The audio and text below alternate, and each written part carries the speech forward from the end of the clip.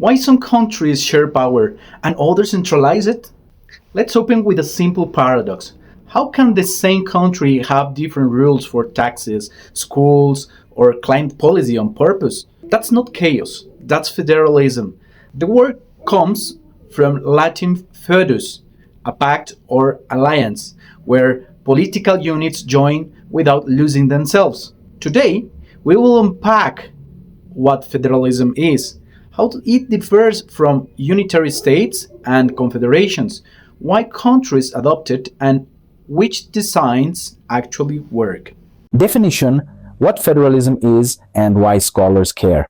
To frame the concept, think constitutionally divided sovereignty, a national government and subnational units, states, provinces, cantons, each hold exclusive competences protected by a written constitution. Political scientist William H. Riker called federalism a system where powers are divided and shared between levels, each guaranteed a domain the other cannot legally invade. In short, federalism aims to balance unity and diversity, useful in big, heterogeneous countries that need common rules and local voice. Origins: early federative experiments. For historical roots, think ancient Greek leagues and medieval Swiss confederation, alliances balancing local autonomy and joint defense. The modern pivot is the United States, 1787, a federal constitution with separated competences, an upper house for states, and a Supreme Court to mind the boundary lines. Quick cut: why does the Federalist still matter? Because it's both a sales pitch and an operating manual for the U.S. Constitution. In 1787 to 1788, Madison, Hamilton, and Jay, writing as Publius, used New York newspapers to solve a hard go-to-market problem: sell a stronger union without triggering fears of a new monarchy. They tackled the core design questions of any federation. How do you tame factions? Federalist number 10. Madison built an extended republic so no single faction can dominate. Scale is a risk offset, not a bug. How do you prevent power grabs? Federalist number 51. Checks and balances plus separation of powers. Ambition must be made to counteract ambition. Who executes? Federalist number 70, Hamilton. You need an energetic executive, decisive, accountable, but bounded. Who referees? Federalist number 78, Hamilton. An independent judiciary to guard the Constitution and police the boundary between federal and state competences. Here's the punchline for federalism. The Federalist reframes diversity as an asset. By distributing power across levels and branches, you get resilience, innovation, and legitimacy. Unity without uniformity. If you work in public policy, governance, or constitutional design, these essays are still the gold standard playbook. Okay, but why countries choose federalism? In this segment, let's connect federalism to problem solving. It's a structured way to decentralize what's overly centralized, letting territories manage everyday affairs while the center handles the one country stuff. Currency, borders, defense, it's not static. It evolves with constitutional practice. The goal: reconcile geography, ethnicity, language, culture, and politics inside one roof without tearing the roof down. Contrasts: federal versus unitary versus confederation. Now, let's draw the lines. Unitary state, power concentrated at the center. Local authorities administer, but don't own sovereign competences. Efficient for uniformity, risky for over-centralization. Confederation, a weak center created by states, often unable to coerce. Members can ignore or exit. Federation, a stronger common state where units cede part of their sovereignty and get constitutionally entrenched powers in return. Think of it as a durable contract with a referee. Okay, let's talk about the internal models. Dual versus cooperative federalism.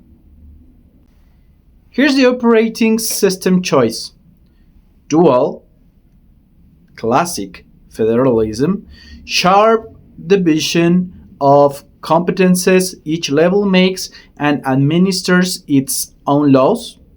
For instance, the United States that's the archetype. Cooperative or integrated federalism. The center often legislates frameworks while states implement. The German or the Swiss flavor. Both need three anchors: bicameralism that represents territories, constitutional courts to umpire disputes, and intergovernmental forums to bargain. Money talks, fiscal federalism, who pays for what? Let's talk funding, because design dies without dollars. Successful federations align revenue with responsibilities and use equalization to prevent territorial collapse. Examples: provincial equalization in Canada, negotiated tax sharing in Australia, state-to-state transfers in Germany.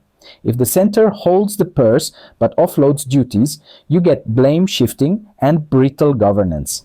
If you like high signal breakdowns of state design, subscribe now and tell me which country's federal dilemma you want next. Successful designs. What tends to work? This section spotlights designs often benchmarked in reform debates: United States, competitive federalism, strong state autonomy, courts guarding the map, grateful policy experimentation, vulnerable to gridlock. Switzerland, deep local autonomy and citizen oversight fuel acceptance and service efficiency. Germany, cooperative federalism trades speed for equity and coordination via the Bundesrat and fiscal equalization. Canada, asymmetry, hello Quebec, plus equalization temper regional disparities. Newer adopters, federalism as a modern option. In contemporary politics, federalism or near-federal autonomy emerged where diversity and scale demanded it. Malaysia, South Africa, Ethiopia, and quasi-federal Spain with strong autonomous communities. Meanwhile, the European Union is a sui generis hybrid, part confederal, part federal, built by treaties but increasingly policy capable. Tough cases. When federalism underdelivers. Let's examine harder landscapes, especially in Latin America. Formal federations like Mexico, Argentina, Brazil, and Venezuela often wrestle with centralizing cycles, elite capture at the local level, uneven capacity, and mismatched fiscal powers. Result: autonomy becomes a shield for impunity rather than a lever for development. Historical instability, for example, Venezuela's many constitutions, shows that federalism on paper can't substitute for rule of law, civic culture, and competent administration. Okay, now I'm gonna give you my final takeaways about the federal system. First, federalism is an operating system, not a slogan. Structure sets incentives. Second, money is policy. No fiscal design, no federalism. Third, balance is a verb. Successful federations negotiate constantly. Strategy kit. 3 factors that predict success in federal systems. To close the loop, here are the 3 levers your audience should remember: civic federal culture, self-government habits, strong civil society, and citizens used to running local affairs. Federalism is more than law, it's a practice. Subnational fiscal power with accountability. Let states, provinces raise and spend real money and face voters for outcomes. Equalize transparently to keep the house together. A capable center for common goods. The federation needs teeth to uphold security, market unity, and constitutional rights without smothering local initiative. If this help you see how countries actually share power, subscribe and drop your country in the comments. I will map its federal design next. I'm Gus Perez. This is the State Machine.